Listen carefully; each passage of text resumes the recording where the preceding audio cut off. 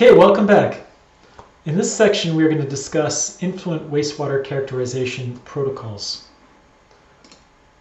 As an overview, we'll start by talking about why we fractionate our wastewater. We'll then get into some essential nomenclature.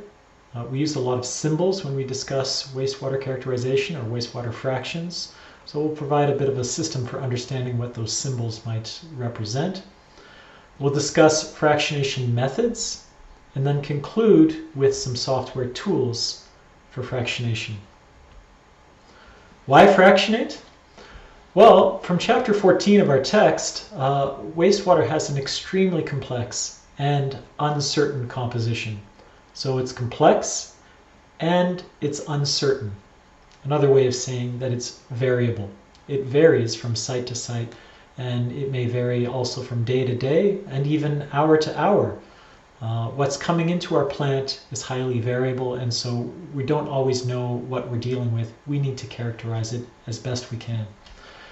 Why do we need to characterize it? Because for the purpose of evaluating upgrade scenarios, the real uncertainty is associated with the model inputs and not with the model parameters. What does that mean? That means we don't need to think, when we think about model calibration, primarily about adjusting model parameters, as we do need to think about characterizing or defining or getting a handle on what's coming into our plant, our influent wastewater characteristics. So why fractionate? ASM model calibration and influent fractionation are in many cases synonymous. And in fact, in the beginning of my career, I remember one of the more senior process engineers giving me a manual titled Influent Wastewater Characterization and telling me, this is a text on model calibration.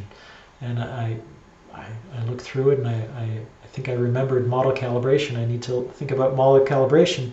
And the text never discussed model calibration. It only talked about wastewater characterization. And it was then that I understood, and with a bit of explaining, that when we calibrate models, typically what we're doing is we are characterizing and adjusting influent wastewater fractions. Basic fractionation can be relatively simple. So basic fractionation is just saying, okay, from what's coming into the plant, is it primarily, or what fractions are biodegradable and what fractions are unbiodegradable? What fractions are soluble and what fractions are particulate? That's basic fractionation. What can get tricky is then correlating that fractionation with the different types of measured variables we can actually get coming into the plant.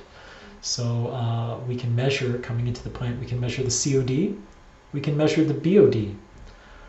The COD is typically a measure of all of the organic material coming into the plant. The BOD is a measure of biodegradable material coming into the plant. Is it a measure of all the biodegradable material coming into the plant? No, actually it's not. Not the BOD5, not even the BOD21, or what we call the ultimate BOD. And so we have other, when we try to characterize, use measured parameters to characterize influent, what fractions are biodegradable or unbiodegradable, we deal with measurements that are helpful, but in some ways imperfect.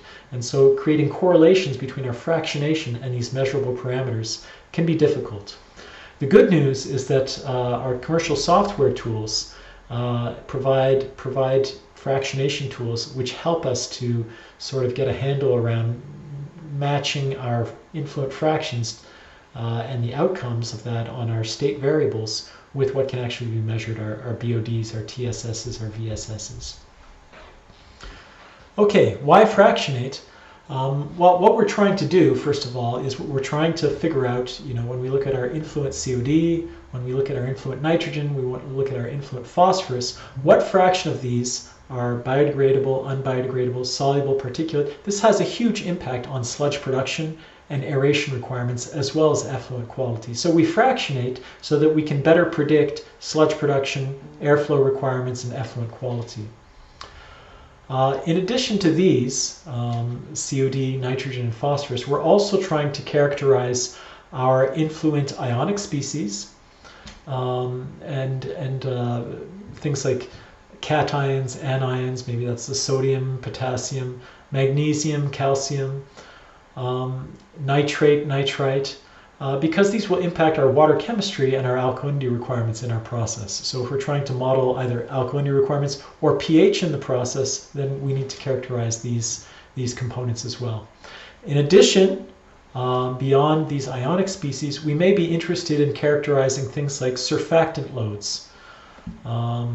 So surfactants will have an impact on oxygen transfer efficiency. Or we may be interested in trying to characterize microconstituents coming in if we're trying to model advanced treatment. So in these cases, these would be considered more leading edge applications, and the protocols around those are less developed. But those are certainly things we can try to do as well with these models. Some essential nomenclature then.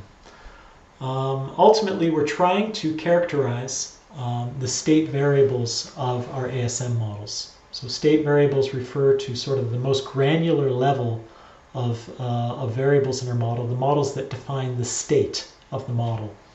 So for example, we list state variables SB, SU, CB, CU, XB, XU, following a protocol where the first letter designates whether or not the material is soluble, colloidal, or particulate. So S for soluble, C for colloidal, and X for particulate. And then the second letter in index, or in subscript rather, designates whether it is biodegradable or unbiodegradable. So SB being soluble material that's biodegradable, whereas SU is soluble material that's unbiodegradable. Or XU being X for particulate material and U for material that's unbiodegradable.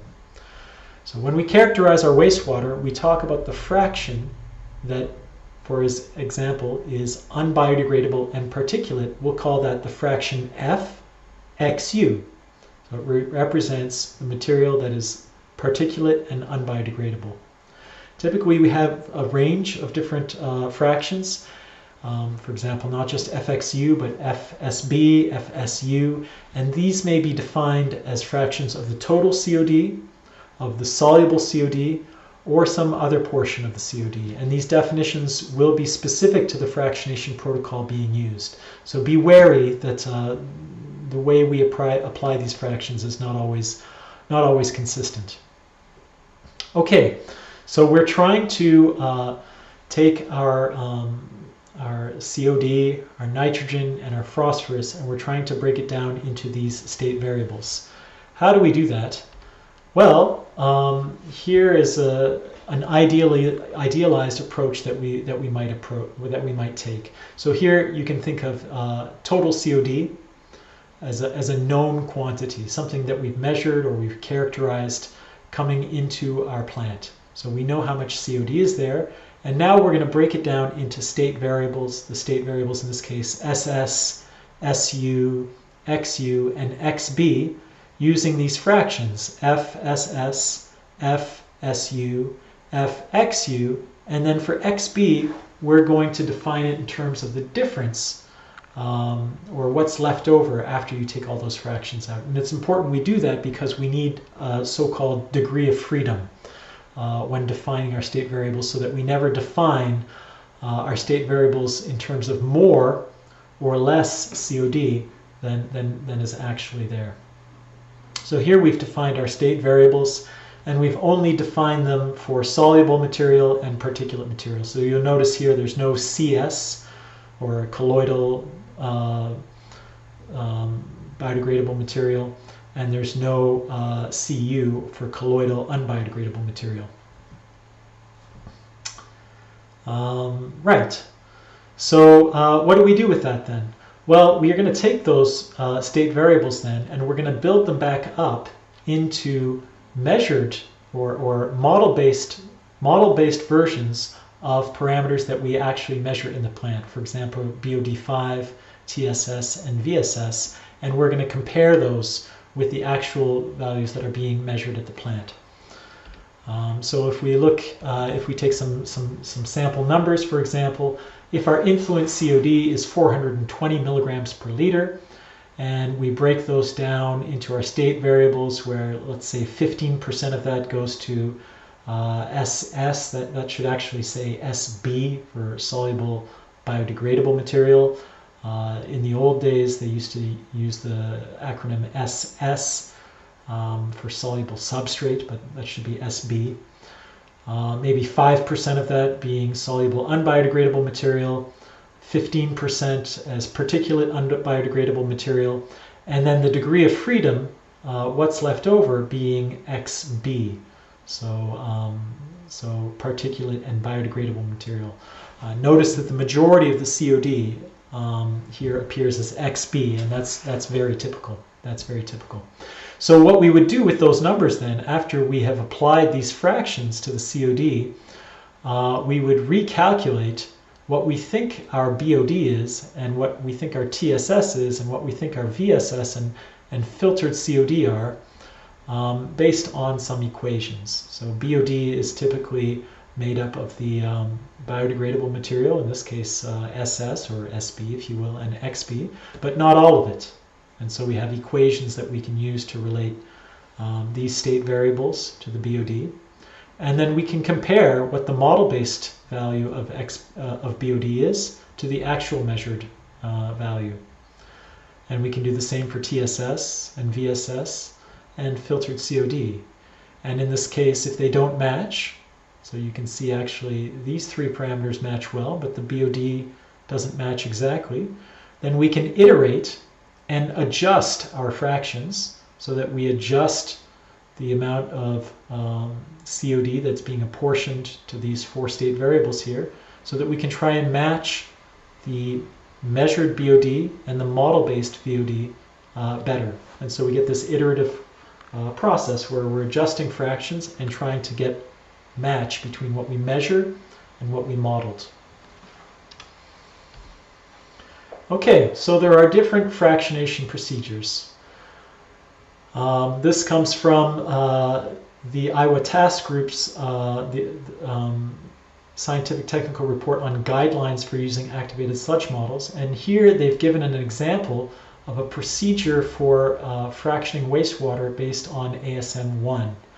And you can read through this. I think this report is available online, and you can see that they talk about measuring total COD and filtered COD and soluble COD, and then splitting soluble COD between SB and SU, and how you can estimate what SU is. And you can go through this protocol, but I would draw your attention to this last point here, where they describe using the remaining COD fractions and assigning that to XU and biomass. So that's a little bit different from what I've described here, where the degree of freedom has been assigned to XB. So in that ASM1 based protocol, what they actually do is they assign the remaining COD to XU. And that is how they used to do it in ASM1, but that's no longer considered a best practice for wastewater fractionation. And there are different reasons for that we can get into later. But just to highlight that there are older fractionation protocols which may assign the degree of freedom, or the remaining COD, after all the other fractions have been taken out, where that may be assigned to XU and biomass. And that's not necessarily the best way to approach things. So early fractionation protocols may have been appropriate for lab studies, but not for full-scale systems. Experience has shown that XU is critically important to sludge production and aeration requirements. And so there's a risk to using this as the degree of freedom. SS, or maybe that should say SB for the soluble biodegradable material, is critical to biological nutrient removal as well as the aeration grid taper, so it should not be used as the degree of freedom either. SU, the soluble unbiodegradable material, can be inferred from effluent filtered COD, because if that material makes it through to the effluent of the plant, That means that it wasn't removed by settling, and it wasn't biodegradable, presumably. So we usually characterize SU as equivalent to the effluent COD or the effluent filtered COD. For this reason, this is why XB, so the particulate biodegradable material, is used as the degree of freedom. That is to say that it is assigned to what's left over after all the other COD fractions have been taken away. It's the least impactful to our modeling objectives. That's the reason why. It is also typically the largest fraction, as we saw in our little example in the previous slide. So some error in the other fractions will, in relative terms, impact it less. And so that's why you see here our XB as a recommended approach being assigned at the end with whatever is left over in terms of the COD. So iteration, in terms of adjusting these parameters, one thing to highlight is that we can do this as a desktop procedure where we are just manually, or we can set up some sort of automated procedure where we're iterating around those fractions to get to minimize the error between measured parameters such as BOD, TSS, VSS, filtered COD, even filtered flocculated COD if we have that. But most often it cannot just be a desktop procedure. You have to get out of your desk. You have to get up. You have to get on the phone. You have to visit the plant. You have to talk to people. Because in many cases, data has context, and you need to understand that context. Sometimes COD measurements and BOD measurements are not coming from the same location. And the only way to understand that is by actually talking to an operator, or getting up and going and visiting the plant and seeing the location where the samples are being taken. So that's an important aspect to understand, is that oftentimes we have to get up and ask questions. So fractionation methods. The approach we take to fractionation should depend. It should vary based on the type and quality of the data that we have that's available. There are different procedures that are available in the literature, and then also you should know commercial software include tools to guide you as a user or as a modeler in developing the influent fractions based on the data that you have available to you. We can refer again to this IWA Scientific Technical Report on guidelines for using activated sludge models, and you can see, for example, methods that are recommended for COD fractionation. Total biodegradable COD. So if you're trying to understand not just what the total COD is, but what fraction of that COD is biodegradable, then one of the recommended methods is just the long-term BOD test. So that could be a BOD for 20 or 21 days. In this case, actually, they're recommending 8 to 10 days. If you're trying to understand what the fraction SB is, or what they call readily biodegradable COD, or soluble biodegradable, then they talk about doing the COD, the total COD, sorry, not the total COD, the COD that was filtered through a filter. I guess this 0.1 talks about a pore size of 0.1 microns, and then subtracting from that SU.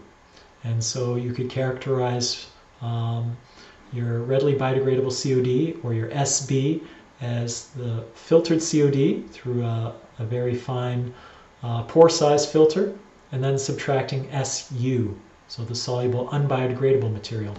How do we get the soluble unbiodegradable material?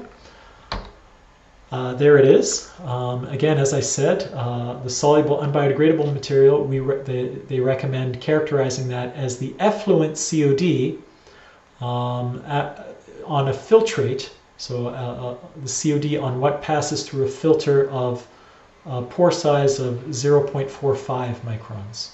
So that's the approach. So if you can measure SU using your effluent COD, then you can go back here and characterize your SB based on your very fine filtered COD minus your SU.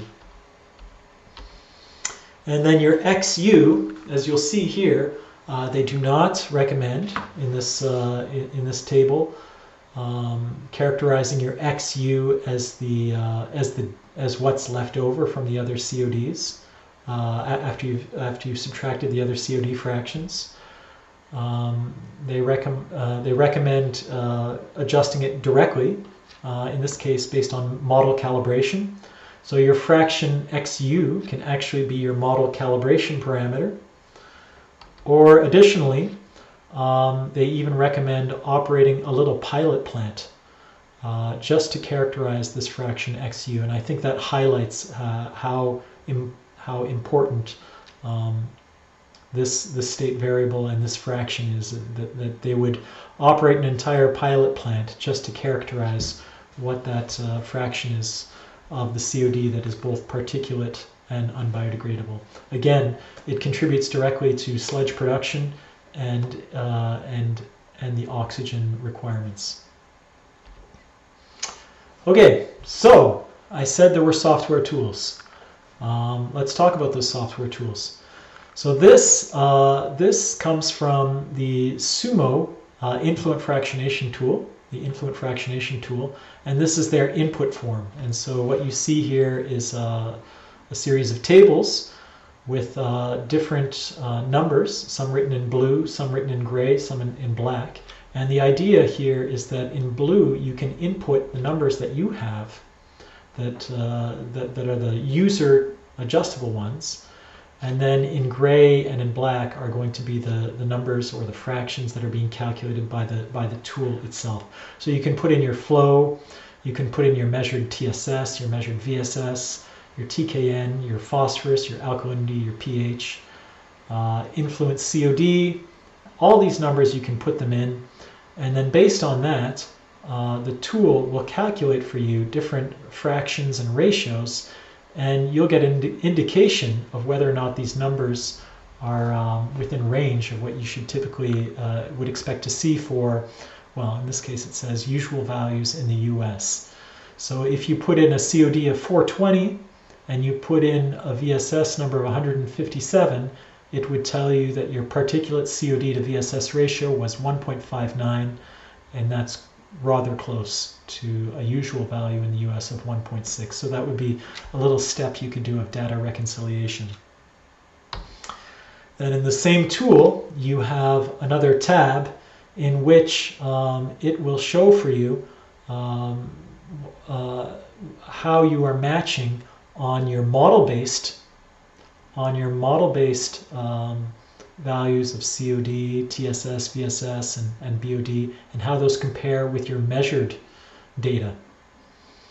And then it will give you a qualitative assessment, or what it calls here a verdict, of whether or not you're getting a good match or a poor match.